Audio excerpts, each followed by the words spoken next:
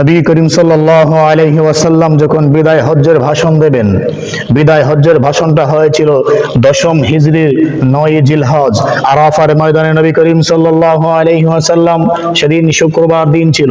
নবী করিম সাল্লাল্লাহু আলাইহি ওয়াসাল্লাম সেই বিদায় হজ্জের ময়দানে ভাষণ দেবেন। নবী করিম সাল্লাল্লাহু আলাইহি ওয়াসাল্লামের সামনে প্রায় 1,25,000 সাহাবায়ে কেরাম ছিলেন।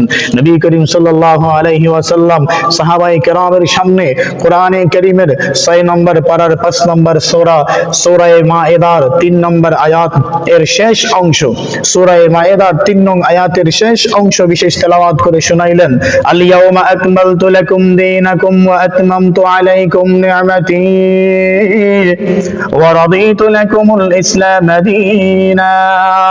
নবী করিম সাল্লাল্লাহু আলাইহি ওয়াসাল্লাম তার প্রিয় সাহাবায়ে কেরামদেরকে সামনে নিয়ে সূরা মায়েদার 3 নম্বর আয়াতের বিশেষ অংশ বিশেষ তেলাওয়াত করে শোনালেন। আল্লাহ তাআলা আয়াত কারা নাযিল করে জানায়া দিলেন, আমি আল্লাহ তাআলা আজকে তোমাদের দ্বীন ইসলামকে পরিপূর্ণ করে দিলাম। আমি আল্লাহ তাআলা আমার নিয়ামত সমূহকে তোমাদের উপরে পরিপূর্ণ করে দিলাম, পূর্ণ করে দিলাম। আর আমি আল্লাহ তাআলা তোমাদের জন্য ধর্ম হিসেবে পছন্দ করে দিলাম ইসলাম ধর্মকে। আমি আল্লাহ তাআলা তোমাদের জন্য ধর্ম হিসেবে পছন্দ করে দিলাম। বিশ্বনবী সাল্লাল্লাহু আলাইহি ওয়াসাল্লাম প্রায় 1,25,000 কেউ বলেছেন 1.5 লক্ষ সাহাবায়ে কেরামের সামনে বিদায় হজ্জের ভাষণ দিচ্ছিলেন।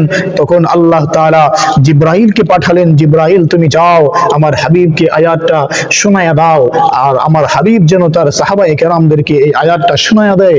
আল্লাহর নবী সাল্লাল্লাহু আলাইহি ওয়াসাল্লাম শুক্রবার দিনে 10ম হিজরির আরাফার দিনে 9 জিলহজ আরাফার দিনে, দিনটা ছিল শুক্রবার, ওই দিনে বিশ্বনবী সাল্লাল্লাহু আলাইহি ওয়াসাল্লাম সাহাবায়ে কেরামের সামনে আয়াতখানা পড়ায়া শোনায়া দিলেন। হে আমার সাহাবায়ে কেরাম, মনে রেখো আল্লাহ তাআলা আয়াত নাযিল করে জানায়া দিয়েছেন, তোমরা সারাটা জীবন কষ্ট করেছো এই দ্বীনকে প্রতিষ্ঠা করার জন্য, রক্ত দিয়েছো, জীবন দিয়েছো। আল্লাহ তাআলা আজকে সেই ধর্ম, সেই ইসলামকে পরিপূর্ণ করে দিয়েছেন। আল্লাহ তাআলা আজকে সেই ধর্মকে পরিপূর্ণ করে দিয়েছেন সারা পৃথিবীর মধ্যে, এবং আল্লাহ তাআলার যত নিয়ামত ছিল সমস্ত নিয়ামতকে আল্লাহ তাআলা আমাদের উপরে পরিপূর্ণ করে দিয়েছেন, এবং ইসলাম ধর্মকে আমাদের জন্য পছন্দনীয় ধর্ম হিসেবে মনোনীত করেছেন। লক্ষ সাহাবায়ে কেরামের সামনে বিশ্বনবী সাল্লাল্লাহু আলাইহি ওয়াসাল্লাম কোরআনে কারীমের 5 নম্বর সূরা মায়েদার 3 নম্বর আয়াতের শেষ অংশ তেলাওয়াত করে শোনায়া সাহাবায়ে কেরামদের ভিতরে একটা আশা জাগালেন, তোমরা রক্ত জীবন দিয়ে কষ্ট করেছো, আর তার বিনিময়ে আল্লাহ আজকে এই ধর্মকে পরিপূর্ণ করেছেন। 1450 বছর আগে, আজ থেকে প্রায় 1450 বছর আগে বিশ্বনবীর মাধ্যমে আল্লাহ তাআলা জানায়া দিলেন সারা পৃথিবীর মানুষকে ইসলাম ধর্ম পরিপূর্ণ হয়ে গেছে, ইসলাম ধর্ম কমপ্লিট হয়ে গেছে। তার অর্থ হলো এটাই, এই ধর্মকে নতুন করে আর কোনো কিছু বাড়ানোর প্রয়োজন হবে না, নতুন করে এই ধর্ম থেকে কোনো কিছু কমানোর প্রয়োজন হবে না। তাহলে প্রশ্ন জাগতে পারে, উলামায়ে কেরামগণ করবেটা কি? উলামায়ে কেরামের দায়িত্বটা কি? উলামায়ে কেরামের এই ধর্ম নিয়ে কর্তব্যটা কি? আল্লাহ তাআলা উলামায়ে কেরামদের উপরে ধর্মের দায়িত্ব দিয়েছেন, তারা হচ্ছে এই ধর্ম আল্লাহ পাকের মনোনীত যে ধর্ম, এই ধর্মের অথন্দ্র প্রহরী। উলামায়ে কেরামরা হচ্ছেন পাহারাদার, ধর্মের পাহারাদার, ধর্মের সীমানার পাহারাদার। আলেমদের নতুন করে এই ধর্মের কোন বিষয়কে সংযোজন করতে হবে, ধর্মের কোন বিষয়কে বাতিল করতে হবে, এই কাজ আলেমদের নয়, এই কাজ আল্লাহ তাআলা আলেমদেরকে দেন নাইও। এখন নতুন করে আলেমদের কি কাজ? তাহলে আলেমরা করবে কি? আলেমরা কেউ তারা এই কোরআন হাদিস শিক্ষা করবে, এই সমাজের মানুষদেরকে কোরআন হাদিস দিয়ে কি বুঝাবে? আলেমরা উলামায়ে কেরামরা কোরআন হাদিস শিখবে, শিখে এই ইসলামী সীমানার পাহারাদারি করবে, ইসলামী সীমানাকে পাহারা দেবে, যেন কেউ অন্যায়ভাবে অবৈধভাবে ইসলামের কোনো বিষয়কে বাতিল ঘোষণা করতে না পারে, কেউ যেন আবার অন্যায়ভাবে অবৈধভাবে ইসলামের ভিতরে কোনো বিষয়কে সংযুক্ত করতে না পারে। ইসলামে যেটা নয় সেটাকে যেন ইসলাম নাম দিয়ে চালাতে না পারে, আবার যেন ইসলামের কোনো বিষয়কে বাদও না দিতে পারে। এটাই হচ্ছে উলামায়ে কেরামের দায়িত্ব। উলামায়ে কেরাম পাহারাদারি করবে, উলামায়ে কেরাম ধর্ম দিন ইসলামের সীমানায় পাহারা দেবে, যেন অবৈধভাবে কেউ ঢুকতে না পারে, অবৈধভাবে কেউ বের হতে না পারে। অর্থাৎ ইসলামের কোনো বিষয়কে যেন কেউ কমাতেও না পারে, ইসলামের কোনো বিষয় যেন বাড়াতেও না পারে। বাড়ি যখন বানানো হয়, সুন্দর করে বাড়ির মালিক বাড়ি বানায়, বাড়ি বানানোর পরে বাউন্ডারি দেয়, সবকিছু যখন কমপ্লিট হয়ে যায়, বাড়ির মালিক তখন একটা দারোয়ান, একটা পাহারাদারের ব্যবস্থা করে। দারোয়ান আর পাহারাদারের কাজ হচ্ছে সে ওই বাড়িকে পাহারা দেবে, কেউ যেন অন্যায়ভাবে অবৈধভাবে বাড়ির কোনো আসবাবপত্র বাড়ি থেকে বের করতে না পারে, আবার কেউ যেন অন্যায় অবৈধভাবে বাড়ির ভিতরে কোনো কিছু ঢোকাতেও না পারে। ওই পাহারাদার যদি আমানতদারির সাথে পাহারাদারিত্ব করে, ওই পাহারাদার যদি সৎ হয়, ওই দারোয়ান ব্যক্তি যদি আল্লাহওয়ালা হয়, আল্লাহর ভয় ভিতরে থাকে, তাহলে কখনো সে বাড়ির মালিকের অগোচরে তার আমানতদারির খেয়ানত সে করবে না। অবৈধভাবে এই বাড়ি থেকে কাউকে কোনো কিছু বের করতেও দেবে না, আবার কাউকে কোনো কিছু ঢুকাতেও দেবে না। ঠিক ওইরকম ভাবে উলামায়ে কেরামরা হচ্ছেন এই ইসলামের এই দ্বীনের পাহারাদার। উলামায়ে কেরামরা এই আমানতদারির সাথে পাহারা দিয়ে আসতেছেন সাহাবায়ে কেরামের পর থেকে আজ পর্যন্ত, কিয়ামত পর্যন্ত পাহারা দেবেন। উলামায়ে কেরামের দায়িত্ব হচ্ছে তারা এই দ্বীন ইসলামের হেফাজতের দায়িত্ব নিয়েছে আল্লাহর পক্ষ থেকে, তারা পাহারাদারিত্ব করবে। কোনো অবৈধভাবে নাস্তিক আর মুরতাদ, কোনো বেঈমান কাফের যেন এই ইসলাম ধর্ম থেকে, ধর্মের কোনো বিষয়কে, আল্লাহর কোনো বিধানকে, আল্লাহর কোনো অকাট্য প্রমাণকে বাতিল ঘোষণা করতে না পারে, এই ধর্ম থেকে বাদ না দিতে পারে। আবার কেউ যেন এই ধর্মের ভিতরে নতুন কোনো কিছু ধর্মের নামে চালাতে না পারে। আর উলামায়ে কেরাম যদি দায়িত্ববান হয়, আমানতদারি হয়, তাহলে জীবন দেবে, রক্ত দেবে। বিন্দু পরিমাণ এই ধর্মের উপরে আঘাত আসলে সেটা বরদাস্ত করবে না। জীবনের বিনিময়ে হলেও, রক্তের বিনিময়ে হলেও ধর্মের উপরে কেউ যদি আঘাত দেয়, ধর্মের উপরে কেউ যদি আঘাত হানে, ধর্মকে নিয়ে যদি কেউ কোনটা রচনা করতে চায়, ধর্মের কোনো বিষয় যদি অবৈধভাবে বাদ দিতে চায়, ধর্মের কোনো বিষয় যদি কেউ অবৈধভাবে সংযোজন করতে চায়, তাহলে উলামায়ে কেরামগণ যুগে যুগে জীবন রক্ত দিয়ে প্রতিবাদ করেছেন, প্রতিহত করেছেন, আর এখন পর্যন্ত করে আসতেছেন, করবেন ইনশাআল্লাহ কিয়ামত পর্যন্ত। এভাবেই আল্লাহ রাসূল সাল্লাল্লাহু আলাইহি ওয়াসাল্লামের রেখে যাওয়া আমানত এই দ্বীন ইসলামের পাহারাদারিত্ব করবেনই করবেন। নবী করিম সাল্লাল্লাহু আলাইহি ওয়াসাল্লামের পক্ষ থেকে এই আমানতদারি, নবী করিম সাল্লাল্লাহু আলাইহি ওয়াসাল্লামের পক্ষ থেকে এই জিম্মাদারি উলামায়ে কেরামগণ পেয়েছেন। কিয়ামত পর্যন্ত এর হেফাজতের দায়িত্ব আর জিম্মাদারি উলামায়ে কেরামগণ পালন করেই যাবেন। এজন্য যখনই কোনো ফিতনা মাথা চাড়া দিয়ে ওঠে, যখনই কোনো অবৈধ শক্তি ইসলামকে ধ্বংসের জন্য উট পেটে বসে থাকে, তখনই উলামায়ে কেরামগণ রক্ত দিয়ে, জীবন দিয়ে এই দ্বীন ইসলামের হেফাজতের দায়িত্ব পালন করেছেন, করে আসছেন। এজন্য উলামায়ে কেরামদেরকে ভয় দেখিয়ে কোনো লাভ নেই, আলেমদেরকে ভয় দেখিয়ে কোনো লাভ নেই। চাকরির ভয় আলেমরা করে না, চাকরির ভয় আলেমরা করে না, উলামায়ে কেরামরা চাকরির ভয় করে না, ধন সম্পদের কোনো ভয় করে না, ক্ষমতার কোনো ভয় করে না। তাদের ভিতরে ধন সম্পদ ক্ষমতার কোনো লাভ নেই, তাদের জীবনের কোনো পরোয়া নেই, তাদের আত্মীয় স্বজন কারো কোনো পরোয়া নেই, ছেলে মেয়ে স্ত্রী পুত্র কারো কোনো পরোয়া নেই। সবকিছু যায় চলে যাক, আমার সবকিছুর উপরে আল্লাহ এবং তার দ্বীন ইসলাম, তার বিধান।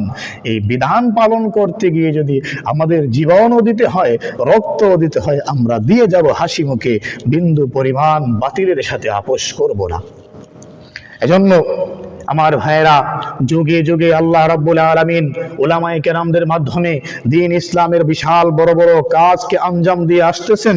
এজন্য আপনাদের কাছে আমার কথা হবে, উলামায়ে কেরামদেরকে কখনোই তুচ্ছ তাচ্ছিল্য করবেন না, উলামায়ে কেরামদের সাথে কখনো খারাপ ব্যবহার করবেন না, উলামায়ে কেরামের সাথে কখনো বাজে বিহেভ করবেন না। কারণ তাদেরকে আল্লাহ তাআলা দায়িত্ব দিয়েছেন, তারা আল্লাহ পাকের পক্ষ থেকে মনোনীত। আল্লাহ তাআলা তাদেরকে বাছাই করেছেন, যাচাই করেছেন এই দিনের জন্য, ধর্মের জন্য। কাজেই তাদেরকে আমরা সবসময় সম্মান করব, ভালোবাসবো, শ্রদ্ধা করব। যতদিন পারি তাদের সাথে থেকে আমাদের জীবনকে সুন্দর করে গড়ার চেষ্টা করব ইনশাআল্লাহ। আমার বন্ধুগণ, পৃথিবীর মধ্যে আল্লাহ তাআলা দুই শ্রেণীর মানুষকে সৃষ্টি করেছেন। আল্লাহ তাআলা বলেন, আমি দুই শ্রেণীর মানুষকে সৃষ্টি করেছি, যাদেরকে আমি আল্লাহ তাআলা স্বয়ং নিজে মনোনীত করেছি। আর বাকি সমস্ত মানুষদেরকে আমি আল্লাহ তাআলা স্বাভাবিকভাবে সৃষ্টি করেছি, তাদেরকে আমি আল্লাহ তাআলা মনোনীত করি নাই। দুই শ্রেণীর মানুষকে আমি আল্লাহ তাআলা সমস্ত মানুষদের মধ্য থেকে আমি মনোনীত করেছি, আমি আল্লাহ পছন্দ করেছি। নির্বাচিত হলো এক জিনিস আর মনোনীত হলো আরেক জিনিস। নির্বাচিত হয় ওই ব্যক্তি যাকে জনগণ ভোট দিয়ে নির্বাচনের মাধ্যমে জয় করে, তাকে বলা হয় নির্বাচিত ব্যক্তি, যাকে জনগণ মিলে প্রতিনিধি বানায়, নেতা বানায়, আমির বানায়। আর যাকে স্বয়ং আল্লাহ পাকের পক্ষ থেকে নেতা বানায়া পাঠানো হয়, তাদেরকে বলা হয় মনোনীত। আল্লাহ তাআলা বলেন, আমি দুই শ্রেণীর মানুষকে মনোনয়ন দিয়েছি, মনোনীত করেছি আমি আল্লাহ তাআলার কাছে। তাদেরকে আমি আল্লাহ তাআলা তোমাদের থেকে আলাদা করে বানিয়েছি। এক শ্রেণী হলেন নবী রাসূলগণ। নবী রাসূলগণকে আমি আল্লাহ তাআলা সমস্ত মানুষ এবং ফেরেশতাদের মধ্য থেকে নির্বাচিত করেছি, মনোনীত করেছি। আল্লাহ তাআলা বলেন, আল্লাহু ইয়াসতাফি মিনাল মালাইকাতি রুসুলাও ওয়া মিনান নাস। আমি আল্লাহ তাআলা মানুষ এবং ফেরেশতাদের মধ্য থেকে নবী রাসূলদেরকে মনোনীত করে বের করে নিয়ে আসছি, তাদেরকে শ্রেষ্ঠত্ব দিয়েছি। মানুষদেরকে আমি আল্লাহ বলি নাই তোমরা বলো কাকে নবী বানালে ভালো হবে, বরং আমি আল্লাহ তাআলা স্বয়ং ওই ব্যক্তিকেই নবুয়তি দিয়েছি যাকে আমি আল্লাহ পছন্দ করেছি, ভালোবেসেছি। এর মধ্যে আরো শ্রেণীর মানুষকে আমি আল্লাহ তাআলা মনোনীত করেছি, তারা হলো উলামায়ে কেরামগণ। উলামায়ে কেরামদেরকে আমি আল্লাহ তাআলা মনোনীত করেছি, পছন্দ করেছি, যাচাই বাছাই করেছি।